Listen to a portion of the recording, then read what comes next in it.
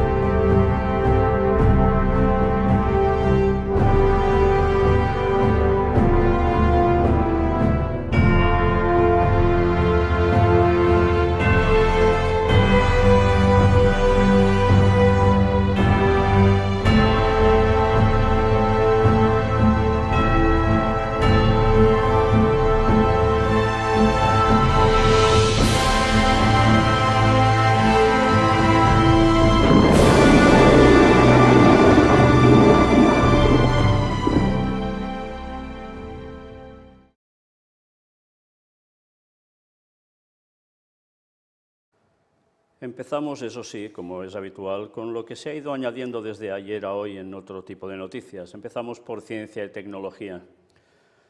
Implantan a un paciente con parálisis total 2 chips que le permiten volver a comunicarse con palabras y oraciones completas.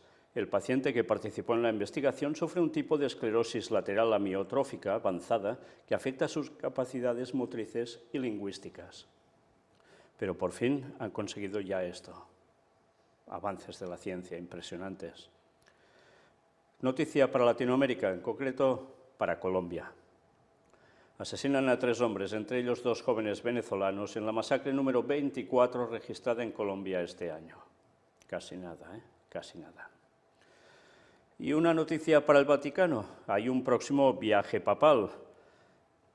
Y vamos a ver cuál es el lema y el logo al respecto. Aquí tenéis el logo. Vamos a ver en ¿qué consiste ese viaje? Rezo para que todos sean uno. Es la frase que acompañará el próximo viaje apostólico del Papa Francisco a Sudán del Sur del 5 al 7 de julio. En el logotipo se aprecia una paloma que lleva una rama de olivo sobre el contorno del mapa. Lo veis bien aquí, ¿no? Pero qué interesante, se va a Sudán del Sur. Antes, del 2 al 5 de julio, estará en la República Democrática del Congo. Y bueno, mirad qué nos explican sobre el logotipo. Contiene la paloma, el contorno del mapa de Sudán del Sur, con los colores de la bandera, la cruz y 2 manos entrelazadas. La paloma se sitúa por encima de los contornos del mapa, portando una rama de olivo para representar el deseo de paz. En el centro del mapa hay 2 manos estrechadas que representan la reconciliación de las tribus que forman una nación. A la derecha está la cruz para representar la herencia cristiana del país y su historia de sufrimiento. Junto a la cruz figura la inscripción Papa Francisco en Sudán del Sur y la fecha del viaje apostólico. Por tanto, tendrá unos primeros días del mes de julio moviditos y el mundo también, por supuesto. Sí, va a ese lugar, ya sabéis que Sudán del Norte, Sudán del Sur están divididos, pero Sudán del Sur también tiene sus problemas entre ellos porque están constituidos de distintos pueblos y no todos son muy amigos. Bueno, va a poner este tipo de paz y ya sabéis que precisamente esos 2 lugares que va a visitar es un lugar sumamente importante de yacimiento petrolífero. Sí, yacimiento petrolífero. Bueno, ya sabéis esas casualidades que el Papa va por esos lugares. Bien, ahora sí que nos adentramos de lleno en las profecías de Isaías 17, Daniel 11, versículos finales, Apocalipsis 16 y Ezequiel capítulos 38 y 39. ¿Y qué ha sucedido? Pues vamos a seguir viendo desde donde lo dejamos en adelante. Era noticia ya del 17. El embajador ruso en Bosnia y Herzegovina amenaza con seguir el ejemplo ucraniano si se une a la OTAN. Bueno, ya veis que esto se va disparando, ¿eh? Y una vez más, el día 18 aparece esto. El Papa invita a obispos del mundo a unirse a él en la consagración de Rusia y Ucrania a María. La oración de consagración al corazón inmaculado de la Virgen será pronunciada por el Papa en la tarde del viernes 25 de marzo, o sea, mañana, en la Basílica de San Pedro. El acto se realizará en comunión con las iglesias de todos los continentes. El Papa Francisco ha invitado a los obispos de todo el mundo y a sus presbíteros a unirse a él en la oración por la paz y en la consagración y encomienda de Rusia y Ucrania al Inmaculado Corazón de María. Así lo confirmó el director de la Oficina de Prensa de la Santa Sede, Matteo Bruni, respondiendo a las preguntas de los periodistas. El Papa pronunciará la oración en la tarde del viernes 25 de marzo, fiesta de la Anunciación, en la Basílica de San Pedro. Fijaos cómo siempre hacen coincidir las cosas, durante la celebración de la penitencia prevista para las 17 horas. El mismo acto en el mismo día será realizado por todos los obispos del mundo. El cardenal Konrad Krajewski, limosnero pontificio, lo realizará en Fátima como enviado del Papa. Y sí, a todo el mundo le está pidiendo que se una a esta oración, Bueno, veremos más sobre todo esto. Pero mientras sigamos, Xi Jinping reafirma ante Biden la equidistancia de China con Rusia. La guerra de Putin no nos interesa. En la conversación que mantuvieron los dos, como si se desmarcaran de todo ello. Bashar al-Assad llega a Emiratos Árabes Unidos por primera vez desde que estalló el conflicto en Siria y Washington reacciona. El portavoz del Departamento de Estado de Estados Unidos, Ned Price, calificó la visita del presidente sirio a Emiratos Árabes Unidos de aparente intento de legitimar su gobierno. Sí, porque recordemos, no todo está en Ucrania centrado, Esto va mucho más allá y ya veréis lo que os voy a mostrar en la última de las conferencias, que tiene que ver con todo esto. Durante su conversación, ambos abordaron las perspectivas de desarrollo de la cooperación bilateral, en particular en el ámbito de la economía, la inversión y el comercio. El jeque expresó su esperanza de que esta visita sea el comienzo de la paz y la estabilidad para Siria y para toda la región. En su visita a Emiratos Árabes Unidos, el mandatario sirio también se reunió con el príncipe heredero de Abu Dhabi, Mohammed bin Zayed Al Nahyan, quien expresó su apoyo a la integridad territorial de Siria y afirmó la necesidad de retirar todas las fuerzas extranjeras que existen ilegítimamente en las tierras sirias. Vemos que hay un bloque árabe que se posiciona, Por su parte, al-Assad señaló que, dada la creciente inestabilidad en todo el mundo, debemos continuar apegados a nuestros principios, a la soberanía de nuestros países y a los intereses de nuestros pueblos. Qué interesante que lo diga un propio dirigente de una nación importante, la creciente inestabilidad en todo el mundo. ¿No recuerda las citas de Lenguay que os hemos venido presentando? La visita de al-Assad a Emiratos Árabes Unidos ha suscitado un fuerte rechazo por parte de Washington, que la ha calificado de aparente intento de legitimar su gobierno. Instamos a los estados que están considerando la posibilidad de comprometerse con el régimen de al-Assad a sopesar cuidadosamente las horribles atrocidades cometidas por el régimen contra los sirios durante la última década, así como los continuos esfuerzos del régimen para negar a gran parte del país el acceso a la ayuda humanitaria y a la seguridad, expresó el portavoz del Departamento de Estado de Estados Unidos, Ned Price, citado por Reuters. Sí, una vez más, amenazas de Estados Unidos con todo aquel que no ande como él quiere. Ahí está la cuestión y esgrime unos ciertos argumentos. Y atención también a esto. Esta es la beata que logró que por primera vez un papa consagrara el mundo a María. Aquí tenéis a Beata Alejandrina María de Costa de Balasar. Sí, María da Costa de Balasar, ¿os suena ya portugués, no el nombre? Conocida en Portugal como la cuarta vidente de Fátima, influenció para que en 1942 el Papa Pío XII consagrara el mundo al Inmaculado Corazón de María. El próximo 25 de marzo el Papa Francisco volverá a realizar la consagración al Inmaculado Corazón de María, esta vez de Rusia y Ucrania, a pedido de los obispos de este país luego de la invasión rusa que comenzó el 24 de febrero. Un extracto del libro Bendita Alejandrina, un milagro viviente de la Eucaristía, de Kevin Rowles, indica que la beata fue una de las más grandes místicas católicas de los tiempos modernos. Alejandrina nació en Balasar, provincia de Oporto y arquidiócesis de Braga, Portugal, el 13 de marzo de 1904. Fue criada en la religión católica. Lamentablemente, Desde los 20 años vivió postrada en una cama, después de sufrir heridas al escapar de un atacante. Era el 14 de abril de 1925 cuando Alejandrina se puso en el lecho para no levantarse por los restantes 30 años de su vida. En cuanto comprendió que el sufrimiento era su vocación, la abrazó con prontitud. Decía: «Nuestra Señora me ha concedido una gracia aún mayor, primero la resignación, después la conformidad completa a la voluntad de Dios y, en fin, el deseo de sufrir». El deseo de sufrir. Una cosa es que nos gloriemos en sufrimiento si lo padecemos por Cristo, pero otra es el deseo de sufrir. Esto es lo más anticristiano y antibíblico del mundo. ¿Deseo de sufrir? Nunca deberíamos tener deseos de sufrir. Si sucede, pues por algo debe ser, porque Dios nos está puliendo por lo que sea, o para dar testimonio a los demás, pero tener deseo de sufrir, bueno, de ahí las flagelaciones y tantas cosas más. Esto es destruir el cuerpo. Vaya cosas, ¿eh? Tener ganas de destruirte. En 1936, por orden de Jesús, le pidió al pontífice, por medio del padre Marián Piño, su primer director espiritual, que realice la consagración del mundo al corazón inmaculado de María. Fijaos, por orden de Jesús. Claro, es mística. Jesús va y le dice: «Oye, que hay que hacer esto». Y ella se lo dice al Padre, no al Padre Dios, precisamente. Esta súplica fue varias veces renovada hasta 1941, por lo que el Vaticano interrogó en 3 ocasiones al arzobispo de Braga sobre Alejandrina.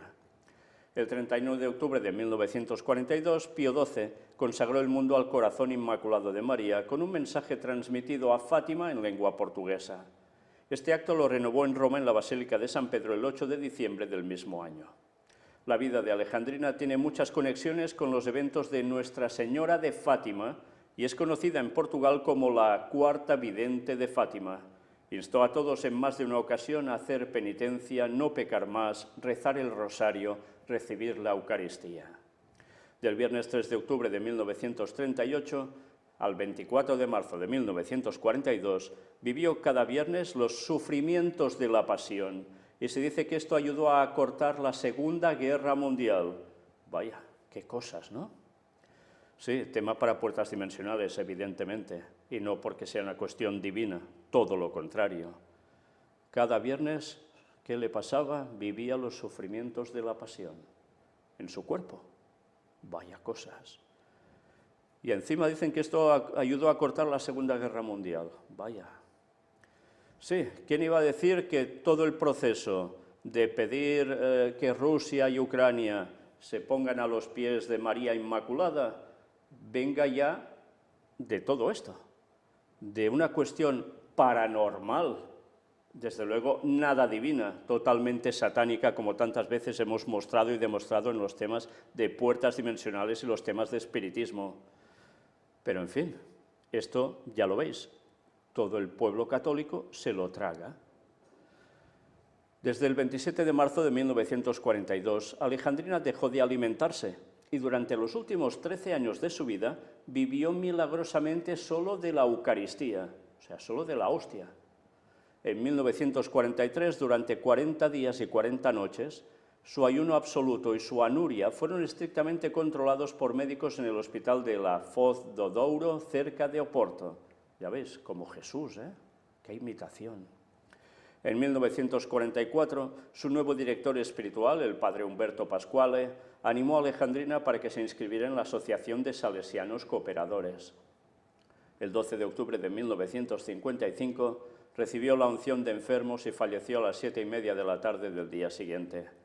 Alejandrina fue beatificada por el Papa San Juan Pablo II el 25 de abril de 2004 y ha sido propuesta por la Iglesia como modelo de pureza y perseverancia en la fe para la juventud de hoy. Por tanto, un modelo de espiritismo para la juventud de hoy. Un modelo de aceptar lo que Satanás hace a través de ciertas personas para ser un modelo de la juventud de hoy. Bueno, hablaremos más sobre Fátima, sí, porque ya veis que detrás de esta guerra parece ser que hay un empeño de dirigirse a la Virgen de Fátima por todos lados, ¿eh? A mediación papal y a tantas cosas más. Bueno, Tranquilos que vaya cosas vais a ver próximamente, ya veréis, ya. Mientras tanto, otras noticias. 19 de marzo. Guterres advierte del riesgo de huracán de hambre y colapso del sistema alimentario mundial por el conflicto en Ucrania. Sí, puede ser tremendo porque afecta a los precios del combustible, los alimentos y el transporte. Todo esto se dispara. Bueno, vaya panorama, ¿eh? Estados Unidos. Irán es la mayor amenaza para la seguridad en Oriente Medio. Una vez más vemos cómo se está moviendo por distintos flancos todo esto. Y atención a esta portada del The Economist, con dos caras súper conocidas y que evidentemente a los que habéis visto la última predicación de nuestro hermano Ángel Berna, vais a daros cuenta que, y él mismo me lo hizo notar en esta portada, cómo aparecen los colores de los que estuvo tratando y cómo no también de ese color intermedio que era la clave para todo lo que él desarrolló. Y mira por dónde aparece también aquí en esta portada. Y dice, el orden mundial alternativo. La amistad entre ambos estados no tiene límites. Y habla, ya veis de quién, China-Rusia, con sus dos dirigentes. Bueno, el orden mundial, cómo se va citando continuamente, ¿eh? Ahora que Biden es presidente, el New York Times admite los reportes que implican al hijo del mandatario en escándalos de corrupción en Ucrania. Hunter Biden está siendo investigado, entre otras cosas, por posibles infracciones penales de las leyes fiscales estadounidenses. Era noticia ya del 20 de marzo. Casi un año y medio después de las últimas elecciones presidenciales de Estados Unidos, y cuando Joe Biden ya está a salvo en la Casa Blanca, el diario The New York Times ha decidido reconocer silenciosamente la autenticidad de los correos electrónicos del hijo del mandatario, Hunter Biden, que lo implicaban en escándalos de corrupción en Ucrania. Reporta el periódico New York Post. Este miércoles, el primero de esos rotativos publicó un artículo sobre la investigación que se lleva a cabo contra Hunter Biden por posibles infracciones penales de las leyes fiscales estadounidenses, así como, por supuesto, cabildeo extranjero ilícito y lavado de dinero. Hunter Biden fue miembro de la junta directiva de la compañía de gas ucraniana Burisma, en momentos en que su padre, entonces vicepresidente de Estados Unidos del 2009 al 2017, dirigía las relaciones diplomáticas con Kiev bajo la administración de Barack Obama. La nota del New York Times se basa en los correos electrónicos obtenidos de una computadora del hijo del mandatario y que datan de abril del 2014, poco después del golpe de Estado en Ucrania apoyado por Estados Unidos. Sí, eso hay que recordarlo también. Entre otras cosas, esos mensajes detallaban los planes de Hunter en Burisma y reuniones de su padre con ejecutivos de esa compañía tanto en Kiev como en Washington. Casi al final del artículo, el periódico brevemente señala que esos documentos son verídicos.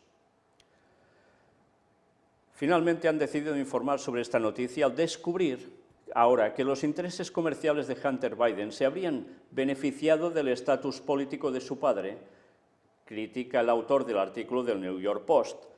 Además, considera que el otro periódico neoyorquino se está burlando del público estadounidense por la forma y el momento en que da a conocer ese asunto. Desde el principio sabían que la información de los correos electrónicos y la computadora era real, simplemente no querían hablar de ello, reprocha al acusar al New York Times de sinvergüenza. En octubre del 2020, pocas semanas antes de las presidenciales estadounidenses, el New York Post reveló dichos correos electrónicos, exponiendo el presunto tráfico de influencias de la familia Biden. Entretanto, el New York Times encabezó los esfuerzos de la prensa para desacreditar esa información. Muchos medios y miembros del equipo de campaña del Partido Demócrata recurrieron a una carta firmada por decenas de exfuncionarios de inteligencia en la que se afirmaba sin pruebas que el escándalo de corrupción era el producto de la desinformación rusa. Facebook y Twitter también decidieron censurar el tema relacionado con la familia Biden, argumentando que sus medidas respondían a un proceso estándar para reducir la propagación de información falsa. Por su parte, New York Post criticó el bloqueo, calificando a esas redes sociales de máquinas de propaganda que trataban de ayudar a Joe Biden en su campaña electoral. Bueno, ya veis qué trapitos aparecen, ¿eh? Y claro, antes se decía que esto era falso, y mira por dónde, ahora deben reconocer que esa información era verdadera. Vaya conexiones entre los Biden y Ucrania por negocios ya veis de qué tipo, y como siempre, ahora pues no pasa nada. Con todo esto que es de escándalo hoy, parece que no pasa nada. ¿Y estos son los que dirigen las grandes naciones? ¿O la gran nación ahora actualmente de Estados Unidos? Qué cosas, ¿no? Bien, más noticias. Día 20 de marzo, Taipei. Lucharemos muy duro para proteger la soberanía de Taiwán de la China autoritaria. De acuerdo con el canciller taiwanés, la defensa de la isla no es solamente la responsabilidad de Taiwán, sino también de los países con ideas afines. Fijaos que esto va en la misma sintonía como con lo de Ucrania, ¿eh? Prácticamente en paralelo. Pero atención también a esto, porque es algo que nos debe hacer pensar y mucho. Rusia toma cartas en la geopolítica del estrecho, el estrecho de Gibraltar, entre España y África. Atención a lo que vamos a leer aquí, porque de esto no se trata mucho públicamente. Y gracias a Dios que apareció este artículo y vale la pena que lo conozcamos. Gibraltar, Rota o el Sahel se sitúan en la mira geopolítica de Moscú. Los planes de desestabilización en el viejo continente han chocado frontalmente con una respuesta decidida en los senos de la Unión Europea y OTAN. Vamos a ver en qué nos cuentan aquí. Si uno se asoma al faro algecireño, de Algeciras quiere decir, de Punta Carnero, podrá contemplar Ceuta, Gibraltar y Marruecos, las puertas al mar Mediterráneo o al océano Atlántico, claro, porque une los dos mares, ¿no?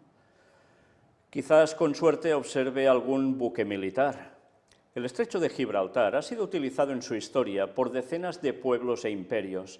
Actualmente, tras el terremoto geopolítico europeo producido después de la invasión rusa a Ucrania, iniciada el pasado 24 de febrero, tiene más importancia que nunca. ¿Sí? Los gobiernos de los Estados Unidos y Rusia nombran al estrecho como un enclave geoestratégico primordial para controlar el Mare Nostrum, o sea, el mar Mediterráneo, tal como se decía en latín. El entorno de la provincia de Cádiz posee dos objetivos vigilados por Moscú, Rota y Gibraltar. Por cierto, ya sabéis que Gibraltar, el peñón de Gibraltar, sigue siendo, estando en manos británicas, ¿eh? Rusia juega sus piezas con gran afán en el Mediterráneo, clave para su proyección marítima. Posee una férrea amistad con Argelia. Qué curioso. Y España ha cortado relaciones con Argelia de un modo muy fuerte para decantarse ahora por Marruecos, ¿eh? ¿Por qué será? Intereses notables en la inestable Libia de la mano del mariscal Khalifa Haftar y una base naval en Siria, régimen aliado de Moscú que ha ofrecido paramilitares para combatir en la guerra de Ucrania. Tras el inicio de la guerra, Turquía jugó su papel como dueño de los estrechos del Bósforo y Dardanelos, cerrando el paso a los buques de guerra que no pertenezcan a las flotas del Mar Negro, en base a los acuerdos de Montreux. El estrecho de Gibraltar, en cambio, no se puede cerrar en caso de guerra, ya que se rige por el punto 3 de la Convención de las Naciones Unidas por el Derecho del Mar, por el que ningún Estado ribereño puede cerrar su cruce. O sea, que tienen que pasar barcos por allí los que sean, sí o sí. Un triángulo occidental conformado por la base militar de Rota, España y Estados Unidos, Ceuta y Gibraltar, da la bienvenida a los buques que surcan las aguas. La posición de Ceuta se ha usado durante años como base de la flota rusa. Las ganancias económicas y el hecho de que buques extranjeros atraquen en el puerto ceutí, territorio que reclama Marruecos, han servido como parada técnica para Moscú de cara a seguir sus rutas al Mediterráneo. Pero tras las protestas de Estados Unidos y la OTAN, España retiró el permiso para atracar buques rusos. Claro, imaginad que se cierra ese espacio, ese estrecho de Gibraltar, que tiene muy pocos kilómetros. Sería terrible para una cuestión de comercio, pero también puede ser terrible para una cuestión de confrontación bélica. Deben dejar paso a todos. ¿Pero qué sucede? Que a los rusos ahora de allí, claro, los han sacado. Sigamos viendo qué más nos cuentan. Los gibraltareños comparten espacio en su día a día con primates, incentivos fiscales y bases militares. En estos dos últimos puntos, Gibraltar juega un papel especial. Se apoyará al gobierno británico en las medidas para persuadir a Rusia. Reino Unido congeló los activos de diversos oligarcas rusos. Nuestras fuerzas policiales y militares han aumentado su estado de alerta por precaución, reza un comunicado del ministro principal de Gibraltar, Fabián Picardo. Por cierto, después de lo que Pedro Sánchez, el presidente de España, ha hecho inclinándose al lado de Marruecos y apartándose de Argelia, los alcaldes de esas localidades españolas en territorio de Marruecos, pero que son colonia española, le han dado las gracias. A diferencia de otros estrechos, en el de Gibraltar los submarinos pueden navegar en inmersión. Los sistemas tecnológicos que posee el Peñón de Gibraltar, proporciona una información vital que se comparte con sus aliados, comenta este diario Jesús Verdú, profesor de Derecho Internacional de la Universidad de Cádiz, en referencia a los submarinos rusos. En la base naval hispano-estadounidense de Rota, atracan los buques del escudo antimisiles de la OTAN, que cierra la triada defensiva junto con las armas dispuestas en Rumanía y Polonia y controladas desde Alemania. La importancia de la base radica en que permite un gran control marítimo y aéreo de la zona, incluido el estrecho de Gibraltar. Una grieta de inseguridad resquebraja el Sahel. El terrorismo, la corrupción y los golpes de Estado se hacen de notar en la franja geográfica que abarca desde Mauritania hasta Eritrea, reflejado en los datos de las mortíferas rutas migratorias de Canarias y el Estrecho. En los últimos meses destacan los ataques yihadistas en países como Burkina Faso o Níger y la inestabilidad derivada de las asonadas militares, 6 sublevaciones en 5 países en año y medio, fuerzan a la población local a huir de sus hogares. En el año 2021, Mali, con 2 sublevaciones en 365 días, o sea, en un año, ocupó el 4º lugar con más de 4.000 solicitudes de asilo según datos del Ministerio del Interior. Alfredo Campos, abogado experto en migraciones, señala para Europa Sur que la posición de Rusia en África tendría posiblemente un rol de influencia en la gestión de esos flujos, marcando los tiempos a conveniencia. Añade que la explosión demográfica en el Sahel tendrá mucha importancia en las migraciones.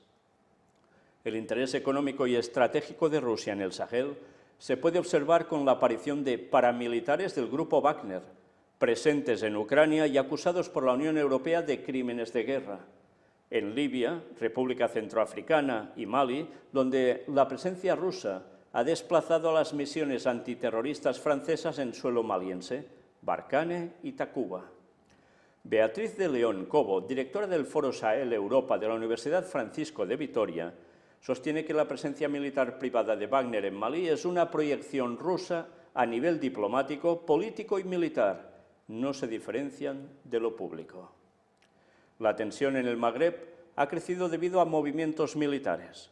El Magreb son los países árabes del norte de África. Es importante el conflicto entre Marruecos y el Frente Polisario. En 2020 se rompió el alto al fuego después de un ataque marroquí. Significa indirectamente un enfrentamiento entre Marruecos y Argelia. Argel es cliente de armamento ruso. En cambio, Rabat, de Marruecos, se apoyan en Israel, Francia y Estados Unidos, pese a que se deja querer por Rusia, señala Verdú. Por tanto, Marruecos tiene aún algo de ligamen con Rusia, pero sobre todo con Israel, Francia y Estados Unidos. Pero Argel resulta que no, que se apoyan en la cuestión rusa directamente. Y mira por dónde Pedro Sánchez, ¿qué ha hecho? Decir adiós Argelia, hola Marruecos. Aunque haya toda la cuestión del gas, que viene de Argelia, entra directamente a España o pasa por Marruecos y entra también a España. Bueno, ya veis que detrás de las cosas que normalmente no se comentan, hay aún el peso de las grandes potencias detrás, que ahora en estos momentos de conflicto bélico, evidentemente, todo esto juega en todo esto. Sí, y parecía que unas cosas no tenían que ver con otras, ¿no? Pues ya veis. Bueno, sigamos. Japón presiona a la India para que responda de manera firme y decidida al operativo ruso en Ucrania. El primer ministro indio se abstuvo de abordar directamente la crisis ucraniana, limitándose a decir que los acontecimientos geopolíticos están planteando nuevos retos. Japón, aliado de Estados Unidos, presiona a la India. ¿Por qué? Pues porque no se una en definitiva plenamente a Rusia. Y volvemos al Papa, noticia del 20 de marzo. La guerra de agresión contra Ucrania es inhumana y sacrílega. Luego del rezo del Ángelus, el Santo Padre pidió nuevamente a la comunidad internacional hacer verdaderos esfuerzos para poner fin a esta repugnante guerra. El Papa Francisco reiteró este domingo, después del rezo del Ángelus, su llamado a la paz en Ucrania, ante la guerra de agresión que sufre actualmente sin ningún tipo de justificación. Lamentablemente, la violenta agresión contra Ucrania no cesa, una masacre sin sentido donde las atrocidades se repiten cada día. No hay ninguna justificación para ello. Pido a todos los actores de la comunidad internacional que hagan un verdadero esfuerzo para poner fin a esta repugnante guerra, pidió el pontífice. ¿Y por qué no se dirige estas palabras a sí mismo, que son los que lo han motivado? Lamentó Francisco que también esta semana han caído misiles y bombas sobre civiles, ancianos, niños y madres embarazadas. En la tarde de ayer, el Papa Francisco visitó a los niños ucranianos heridos en el Hospital Bambino Gesù. Están aquí en Roma. A uno le falta un brazo, el otro tiene una herida en la cabeza. Niños inocentes. Qué palabras tan hipócritas. ¿Cómo le pasará factura a Dios? Todo esto es inhumano. El Papa manifestó su cercanía con la dramática situación de los refugiados ucranianos que han tenido que salir de su país. Pienso en los millones de refugiados ucranianos que tienen que huir dejándolo todo atrás y siento una gran pena por aquellos que ni siquiera tienen la oportunidad de escapar. Tantos abuelos, enfermos y pobres, separados de sus familias, tantos niños y personas frágiles, se dejan morir bajo las bombas, sin poder recibir ayuda y sin encontrar seguridad, ni siquiera en los refugios antiaéreos. Todo esto es inhumano.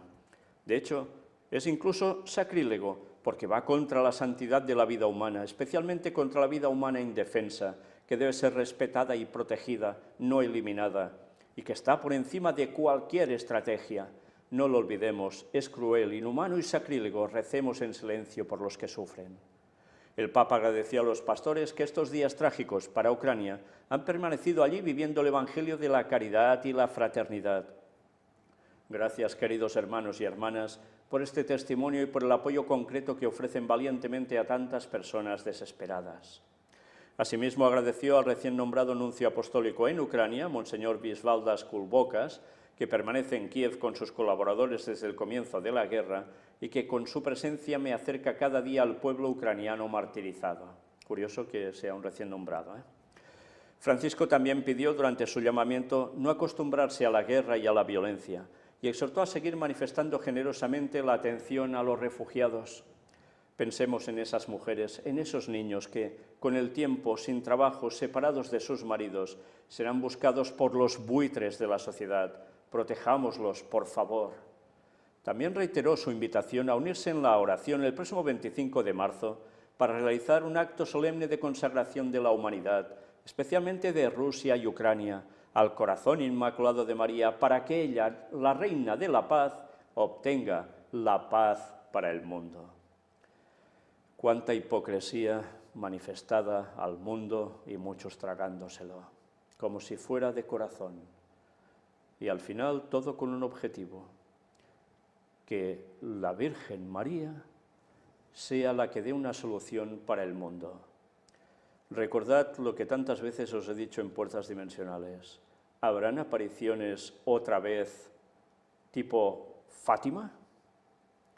Porque si eso aconteciere, ¿cuántos no van a caer en el saco del ecumenismo y van a poner al papado por encima de todo tan rápidamente como un rayo? Bueno, pues pensadlo, pensadlo. Zelensky evoca el Holocausto y pide a Israel frenar la solución final rusa. El presidente ucraniano Volodymyr Zelensky evocó la Segunda Guerra Mundial y el horror del Holocausto para reclamar un apoyo más firme de Israel a Ucrania y evitar la solución final de Rusia en un discurso por videoconferencia ante la Knesset, el Parlamento de allí de Israel. Escuchad qué dice el Kremlin, son las mismas palabras, la misma terminología que los nazis usaron contra vosotros. Es una tragedia, apeló Zelensky, de origen judío, ante 112 parlamentarios de los 120 que integran la Knesset, el Parlamento israelí. El presidente ucraniano reclamó a los legisladores israelíes que exigen al gobierno acciones más contundentes, como prestar asistencia militar a Ucrania, incluyendo munición y el eficaz sistema antimisiles Cúpula de Hierro, e imponer sanciones contra Rusia, algo que Israel aún no ha hecho para no arriesgar el delicado acuerdo geoestratégico que mantiene con el Kremlin en Siria. Estoy seguro de que compartís y sentís nuestro dolor.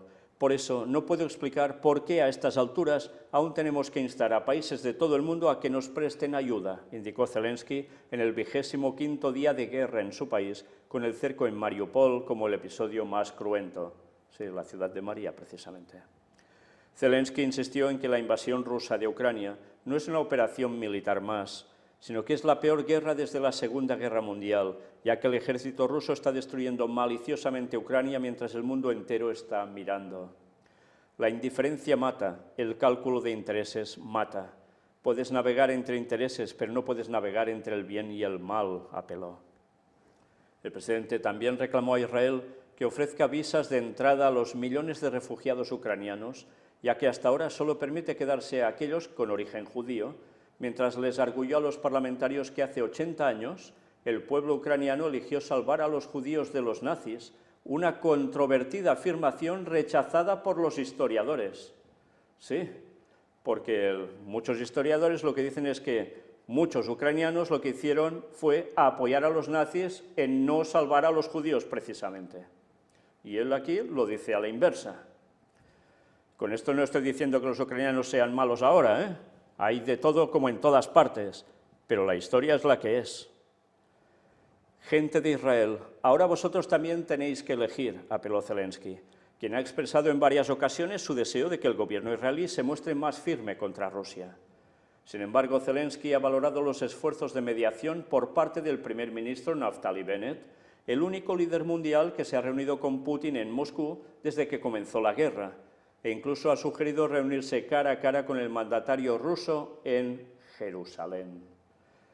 Sí, recordad todo esto, Virgen, Fátima, Jerusalén, Papa, porque de esto vamos a mostrar algo en la última de estas conferencias.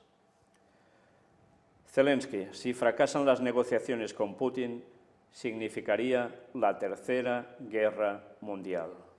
Una vez más, la misma frase va apareciendo por todos lados. El cambio de postura de España sobre el Sáhara empeoró la relación con Argelia, principal grifo de gas natural del país ibérico.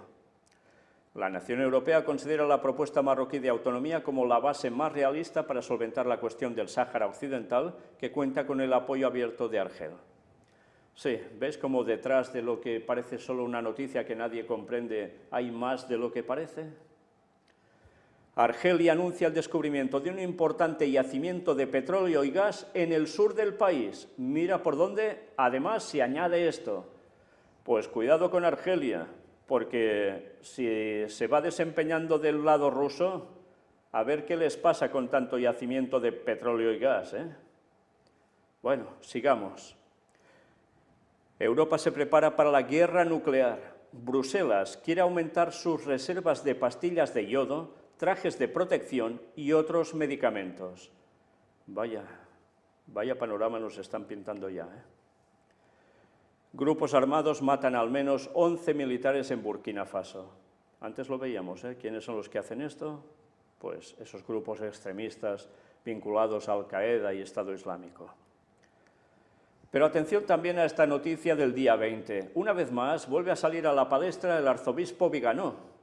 Putin combate al anticristo. Vaya declaraciones, ¿eh?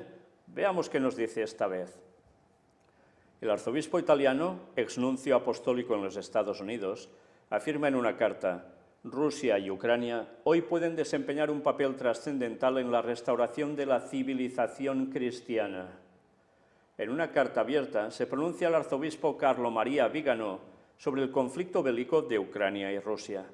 Este eclesiástico, que con o sin razón ya la tuvo contra los laboratorios de las vacunas, e invitaba a toda la población a participar en la alianza antiglobalización contra la dictadura sanitaria que ha tomado el control de las instituciones supranacionales. Lo recordaréis, ¿no? Allí expresa su apoyo al accionar de la Rusia de Vladimir Putin. Rusia puede desempeñar el papel del catecón, es decir, el último obstáculo en el camino del anticristo, dijo el 6 de marzo el arzobispo Carlo María Vigano en su declaración sobre lo que está sucediendo en Ucrania. Vaya declaraciones. En una larga declaración de 24 páginas, el arzobispo aborda todos los aspectos de lo que está sucediendo: historia, causas, nazismo en Ucrania, sus raíces, etc., afirmando que la situación en Ucrania fue provocada por la administración Biden, la OTAN y la Unión Europea. Dice Vigano que los medios de comunicación occidentales están llenos de mentiras y falsedades sobre lo que está pasando. Para los artífices del nuevo orden mundial, los acontecimientos de Ucrania no son más que un paso más en la destrucción del viejo mundo y en la construcción de un nuevo orden mundial.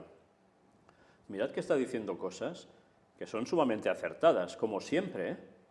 Pero fijaos que también todo esto lleva a querer pedir una recristianización, recatolización en verdad, de Europa, y un progreso así para el mundo entero, con lo cual también sirve a los fines de lo que el Vaticano se propone.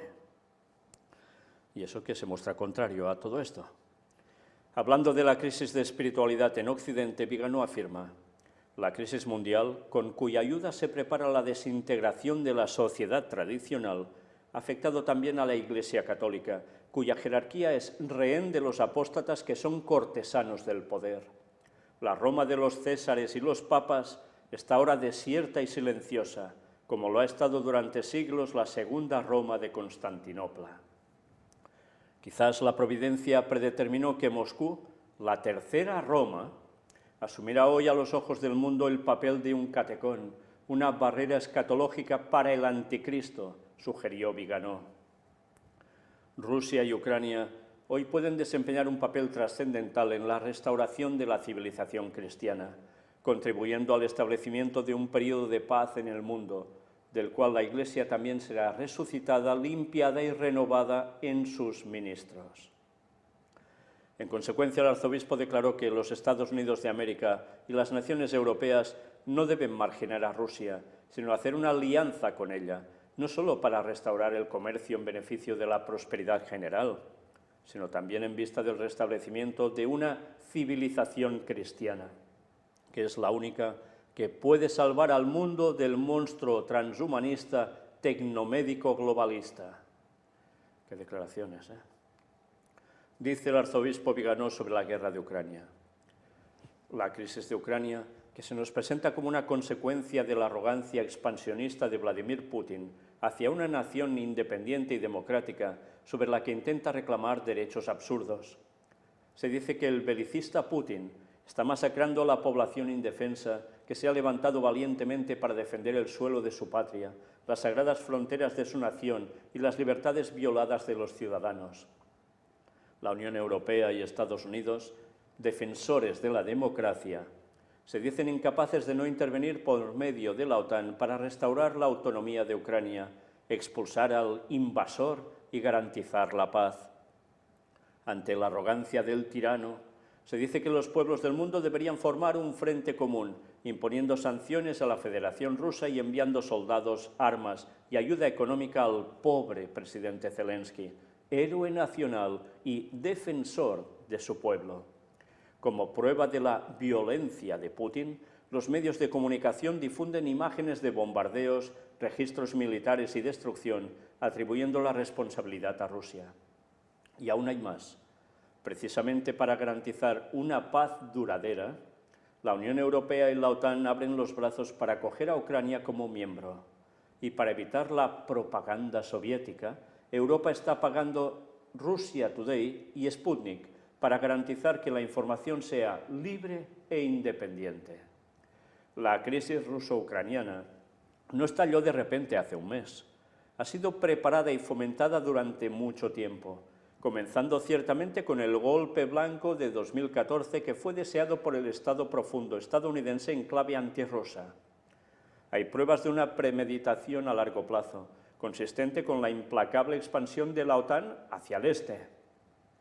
La revolución de colores de Euromaidán, así como el establecimiento de un gobierno pro-OTAN, tenían como objetivo crear las condiciones para la subordinación de Ucrania al bloque de la OTAN, alejándola de la influencia de la Federación Rusa. Para ello, la acción subversiva de las ONG del filántropo húngaro, apoyada por la propaganda mediática, ha mantenido en silencio los crímenes de las organizaciones paramilitares neonazis, financiadas por los mismos que patrocinan a Zelensky. Preocupa mucho que los destinos de los pueblos del mundo estén en manos de una élite que no rinde cuentas a nadie de sus decisiones, que no reconoce ninguna autoridad por encima de sí misma y que para perseguir sus propios intereses no duda en poner en peligro la seguridad, la economía y la propia vida de miles de millones de personas, con la complicidad de los políticos a su servicio de los grandes medios de comunicación. La falsificación de los hechos, las grotescas adulteraciones de la realidad y el partidismo con el que se difunden las noticias conviven con la censura de las voces discrepantes y dan lugar a formas de persecución étnica contra los ciudadanos rusos, que son discriminados precisamente en los países que se dicen democráticos y respetuosos con los derechos fundamentales. Vaya declaraciones del cardenal Vigano. Desde luego dice muchas verdades, pero una vez más, ¿dónde quiere llevar todo? ¿A un terreno de un cristianismo, en verdad de un catolicismo? Como el mismo papado está haciendo por el otro lado. En fin, pero acusa al Papa de anticristo. Bueno, ya viene siendo habitual también en él estas cosas. Pero una vez más, está diciendo cosas que otros no dicen, pero porque lo dicen verdad, esa es otra cuestión. Mientras tanto, el día 21 de marzo, el primer ministro de Pakistán asegura que su país no se inclinará ante las presiones de Occidente sobre las relaciones con Moscú. Fijaos qué presiones hay por todos lados, La principal productora de fertilizantes advierte de una crisis alimentaria a causa de las sanciones contra Rusia, ¿sí? Porque allí hay la mayor producción de fertilizantes. El viceprimer ministro de Rusia advierte de que los precios del petróleo podrían subir a entre 300 y 500 dólares el barril. Casi nada, Casi nada.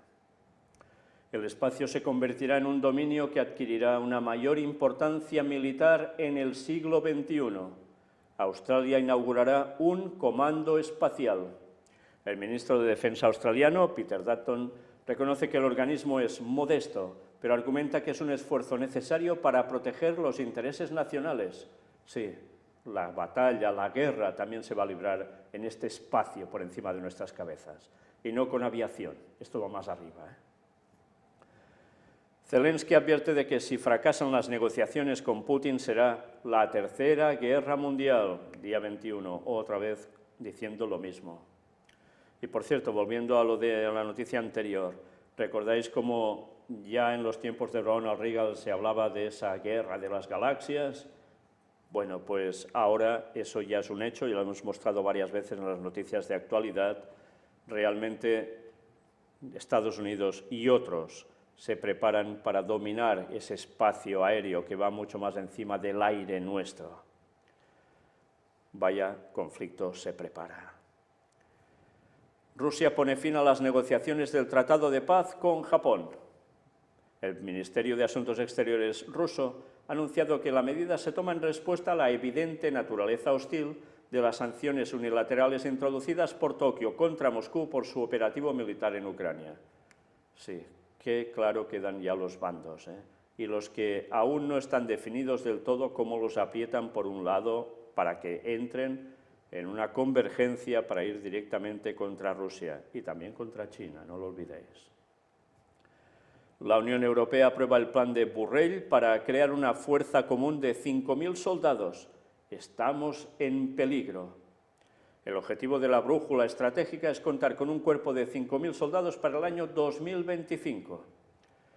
O sea que, ¿qué creen? Por lo que dicen aquí, que para ese año ya pueden estar muy bien preparados por la amenaza que puedan llegar a tener de ¿De dónde? ¿De Rusia? ¿De países árabes? ¿De China? En fin, ya veis que esto es un no parar, ¿eh? Cómo se preparan realmente para un gran conflicto. El embajador ucraniano en Varsovia asegura que Polonia se está preparando para un posible ataque ruso. Sí, donde precisamente más emigrantes de Ucrania han ido a ese país, a Polonia, y ahora ya temen que esto sea también una realidad. Y si eso pasa, ya sabéis, se entra en guerra mundial directamente abierta, no por fases. Zelensky alerta de que el objetivo de Putin es Europa y que Ucrania es la puerta de entrada. Bueno, qué panoramas, ¿no? Y volvemos en noticia del día 22 a, como no, cuestiones papales. EWTN transmitirá en vivo consagración de Rusia y Ucrania a María por el Papa Francisco. La cadena de televisión católica más grande del mundo, EWTN, transmitirá en vivo desde el Vaticano la consagración de Rusia y Ucrania al Inmaculado Corazón de María por el Papa Francisco. El viernes 25 de marzo, el Santo Padre consagrará la humanidad, en especial Rusia y Ucrania, al Inmaculado Corazón de María, para que ella, la Reina de la Paz, obtenga la paz para el mundo. La consagración se realizará durante la celebración penitencial 24 horas para el Señor en la Basílica de San Pedro, en Roma. Los televidentes podrán seguir la transmisión en español desde el canal de televisión y sitio web de EWTN en español, así como de su página de Facebook y canal de YouTube. Además, podrán seguir la transmisión en vivo desde el Facebook y YouTube de Aciprensa. Por tanto, ya veis cuántos millones de personas podrán seguir eso y rogando todos unidos a Satanás, sí, a Satanás, dicen la Virgen de Fátima, no, a Satanás, en verdad, para que ponga la solución a todo esto y Rusia sea sometida al poder papal.